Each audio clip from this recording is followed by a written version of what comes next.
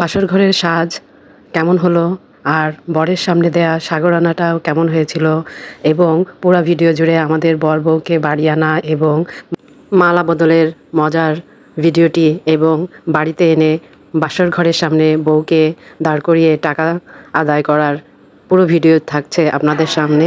সবাই আমার ভিডিও দেখে সুন্দর একটা কমেন্ট করে যাবেন আমাদের বর বউকে আপনাদের কেমন লেগেছে, এবং আমার পুরো ভিডিওতে আপনাদের কাছে এই যে সুন্দর একটা বিয়ের জমজমাট বিয়ের একটা ভিডিও আপনাদের সামনে উপস্থাপন করেছি, এই ভিডিওগুলো আপনাদের দেখতে কেমন লেগেছে আমাকে কমেন্ট করে বলে যাবেন। আর একটা ভিডিও তৈরি করতে অনেক কষ্ট হয়, তাই আপনারা সবাই পুরো ভিডিও দেখে সুন্দর একটা কমেন্ট করে আমাকে উৎসাহিত করবেন।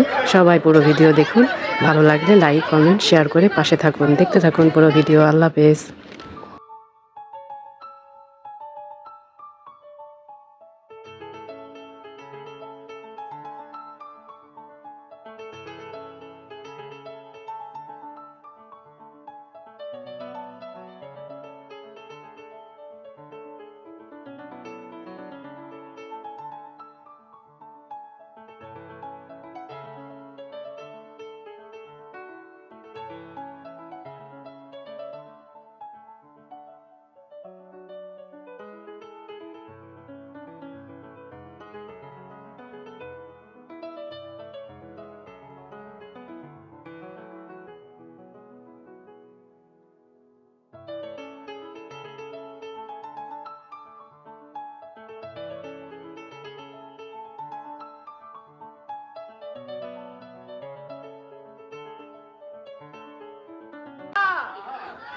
চাবি চাবি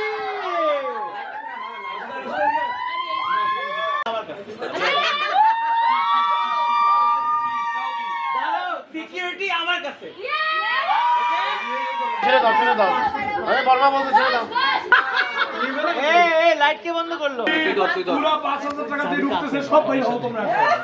এক জুড়ে ঢুকতে পারবে না। বাকিরা সবাই রাস্তা থেকে নিয়ে নিবা। সাইড দাও, সাইড দাও, সাইড দাও। এ কি বললো? ক্লাস এ কি বললো?